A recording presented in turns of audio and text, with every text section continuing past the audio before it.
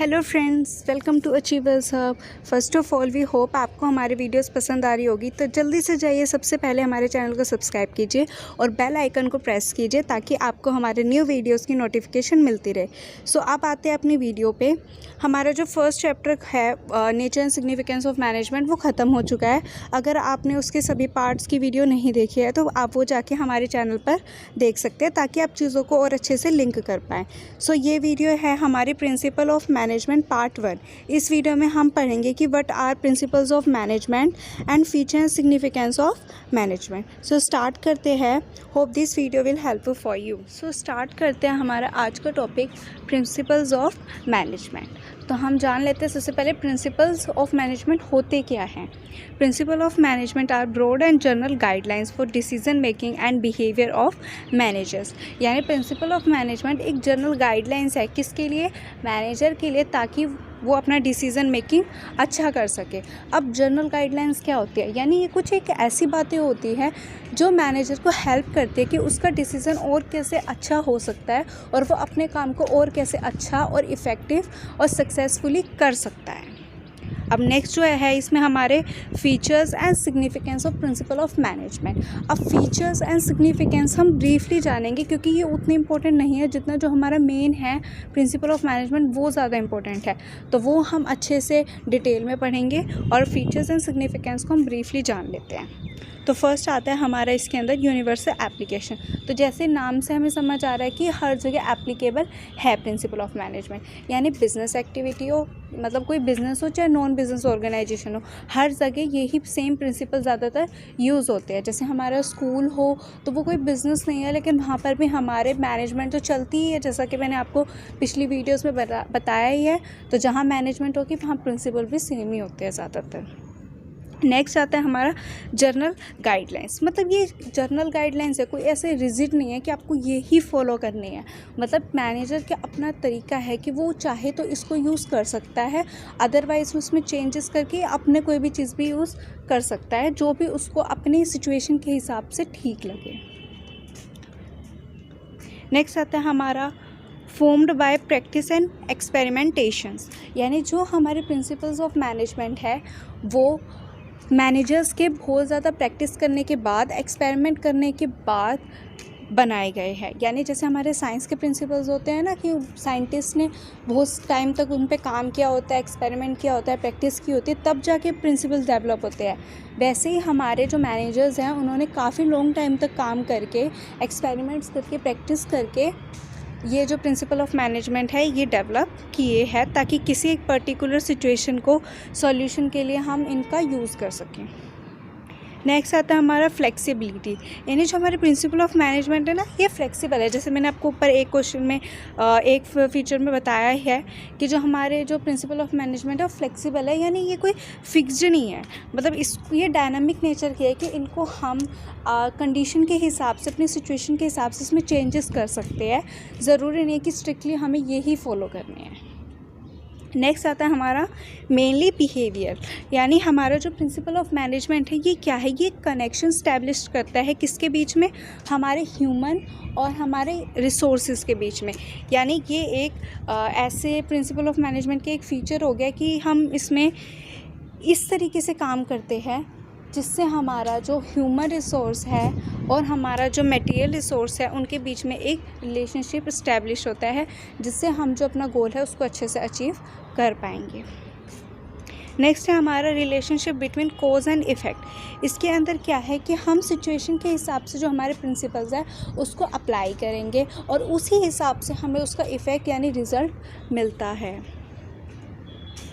Next हमारा contingent.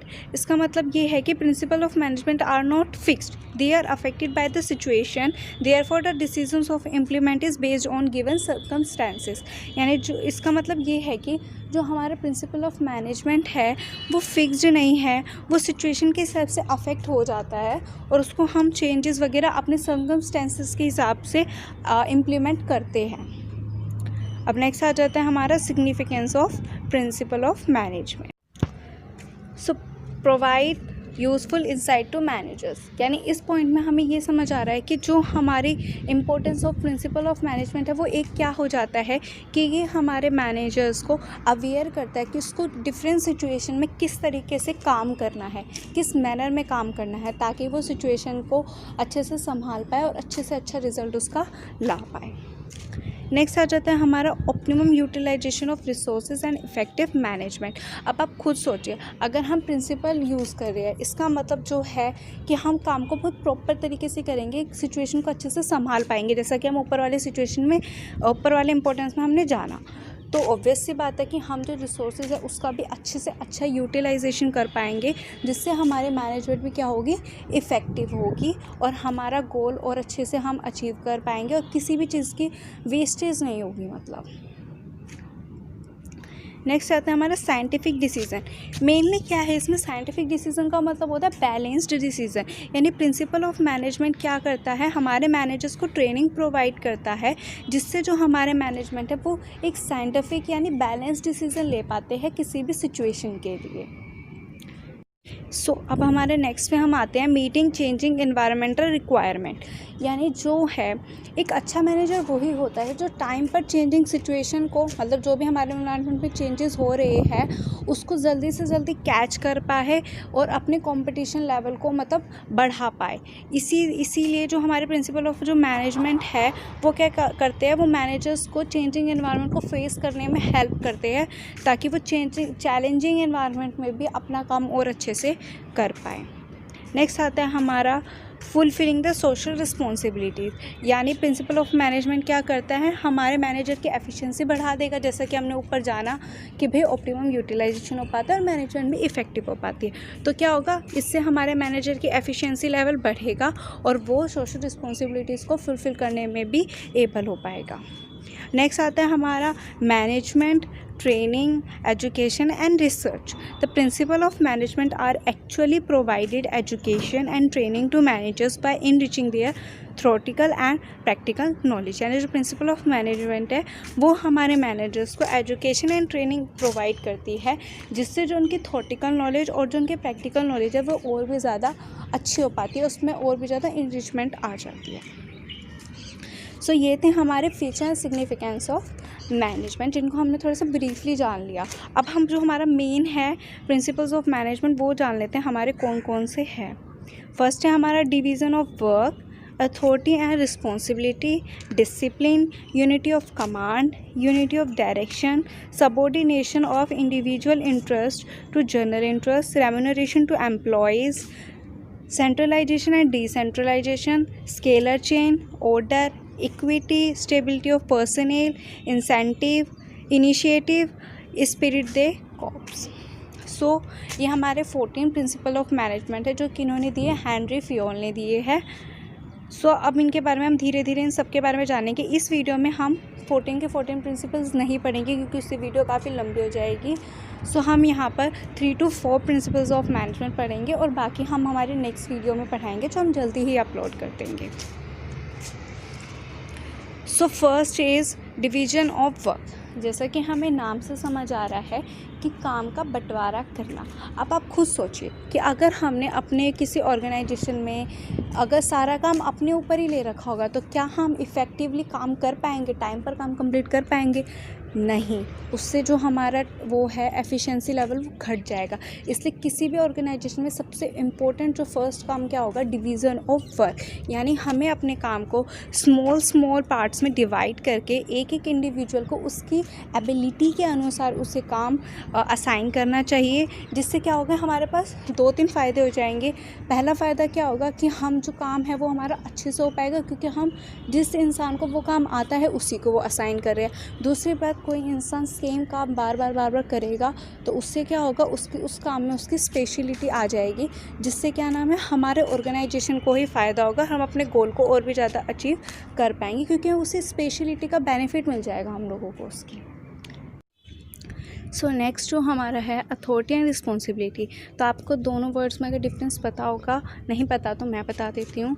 Authority का मतलब होता है कि अधिकार और रिस्पॉन्सिबिलिटी का मतलब होता है जिम्मेदारी। यानी हमें जिसको भी हम ज़िम्मेदारी दे रहे हैं वहाँ हमें उसे अधिकार देना ज़रूरी है, और जहाँ पर भी किसी को कोई अधिकार दे रहे हैं तो वहाँ पर उसकी कोई ना कोई ज़िम्मेदारी होना ज़रूरी है। यानी हमें इन दोनों में बैलेंस करके चलना है। अब इसको हम एक एग्जांपल से समझ लेते हैं कि अगर मान लीजिए मैंने प्रोडक्शन डिपार्टमेंट को बोला है कि आपको 100 शर्ट्स बनानी है, मतलब मैंने उनको रिस्पॉन्सिबिलिटी दे दी, लेकिन मैंने उनको अथॉरिटी नहीं दी कि भाई आप यहाँ से इतना फ़ंड ले सकते हैं ताकि आप अपना काम कर पाएँ। तो क्या वो काम कर पाएंगे? नहीं।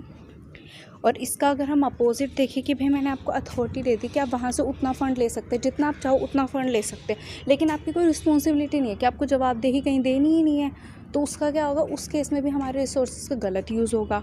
तो यानी दोनों ही केस में हमारा गलत काम हो रहा है। इसका मतलब हमें अथॉरिटी और रिस्पॉन्सिबिलिटी के बीच में एक बैलेंस बना के चलना है कि जितनी हम किसी को रिस्पॉन्सिबिलिटी दे रहे हैं उतना काम करने के लिए उसको अथॉरिटी भी होनी चाहिए। और अगर किसी को कुछ अथॉरिटी दे रहे हैं तो उसकी उसे रिस्पॉन्सिबिलिटी भी लेनी होगी कि अगर आप ये काम कर रहे हो तो आप उसकी ज़िम्मेदारी है आपकी, आपको जवाबदेही देनी पड़ेगी। नेक्स्ट है हमारा डिसिप्लिन। यानी डिसिप्लिन आपको समझ ही आ रहा है ये, और जब हमारे ऑर्गेनाइजेशन कोई भी होता है, स्कूल है या कोई बिज़नेस ऑर्गेनाइजेशन है हमारा, वहाँ के कुछ रूल्स होंगे या जो भी एम्प्लॉयमेंट एग्रीमेंट में जो बातें लिखी गई है उसको फॉलो करना दोनों के लिए ही ज़रूरी है, चाहे वो हमारे सबॉर्डिनेट हो चाहे वो हमारे सुपीरियर हो, यानी सुपरवाइजर्स वगैरह हो। यानी सिर्फ हमारे जो नीचे के सबॉर्डिनेट हैं उनको रूल्स और रेगुलेशन मानना ज़रूरी नहीं है, भाई सबको मानने पड़ेंगे। अगर पूरा ऑर्गेनाइजेशन डिसिप्लिन में होगा, रूल्स एंड रेगुलेशंस फॉलो करेगा, तभी हमारा ऑर्गेनाइजेशन सक्सेसफुली चल पाएगा और हम अपना गोल अचीव कर पाएंगे। नेक्स्ट है हमारा जो लास्ट है इस वीडियो का, यूनिटी ऑफ कमांड। अब यूनिटी ऑफ कमांड और एक है हमारा प्रिंसिपल यूनिटी ऑफ डायरेक्शन। इन दोनों में आपको डिफरेंस जानना बहुत ज़्यादा ज़रूरी है। यूनिटी ऑफ डायरेक्शन हम पढ़ेंगे नेक्स्ट वीडियो में, इसमें हम पढ़ रहे हैं यूनिटी ऑफ कमांड, क्योंकि हमेशा क्या होता है कि बच्चे इन दोनों में कंफ्यूज हो जाते हैं, और जब एग्ज़ाम में हमारे केस स्टडी आती है तो वो कुछ इनका हिंट देंगे और आपको पहचानना होगा कौन सा प्रिंसिपल ऑफ मतलब मैनेजमेंट है इसमें। और अगर आपने गलत जाना होगा तो उसके बारे में अगर उन्होंने कुछ और चीज़ पूछी होगी तो आपको पूरे मार्क्स उसमें चले जाएंगे। इसलिए इंपॉर्टेंट होगा कि आप प्रिंसिपल सही जानें। सो इन दोनों को अच्छे से समझिएगा, बहुत इंपॉर्टेंट है। सो यूनिटी ऑफ कमांड का मतलब क्या होता है कि अगर मेरे पास कोई सबॉर्डिनेट है तो उसके ऊपर एक ही हेड होना चाहिए, मतलब उसको ऑर्डर करने वाली खाली मैं ही एक अकेले होनी चाहिए। अगर मेरे साथ मेरी कोई फ्रेंड होगी, वो भी उसको ऑर्डर दे रही है और मैं भी उसको ऑर्डर दे रही हूँ, तो वो कंफ्यूज हो जाएगा कि मैं किसका ऑर्डर पहले मानूँ और किसका काम करूँ पहले, जिससे क्या होगा हमारा काम में भी डिले होगा, काम भी सही नहीं हो पाएगा और हमारा जो मतलब एम्प्लॉय है वो कंफ्यूज भी रहेगा। इसलिए इम्पोर्टेंट हो जाता है कि भाई हमारा एक इंडिविजुअल के ऊपर एक ही कमांड देने वाला सुपीरियर हो, यानी only one superior at time. जैसे आप भी अगर है, आपके 2-3 टीचर्स हो गए, आपको सब कमांड दे के चली जाएंगी तो आप भी कंफ्यूज हो जाओगे ना कि पहले मैं किसका काम करूँ। अगर उनका कर लूँगा तो वो डांटेंगी, उनका कर लूँगा तो वो डांटेंगी। तो इसीलिए हमारा एक सबॉर्डिनेट के ऊपर एक ही सुपीरियर होना चाहिए। So thank you. आपको ये वीडियो पसंद आई होगी, प्लीज़ अपने फ्रेंड्स के साथ वीडियो को शेयर करें, और आपको वीडियो पसंद आई हो तो लाइक करें। और आप हमारे साथ इंस्टाग्राम पे भी जुड़ें, उसका लिंक आपको डिस्क्रिप्शन बॉक्स में मिल जाएगा। इंस्टाग्राम पे हम काफ़ी चीज़ें अपडेट करते रहते हैं, जिससे आपको चीज़ की नोटिफिकेशन वहाँ पर मिलती रहेगी कि हम किस चीज़ की वीडियो अपलोड करने वाले हैं, और आप हमारे साथ वहाँ पर अपने डाउट्स भी शेयर कर सकते हैं। हम आपको वहाँ पर रिप्लाई करके आपके डाउट्स ज़रूर सॉल्व करेंगे। Thank you.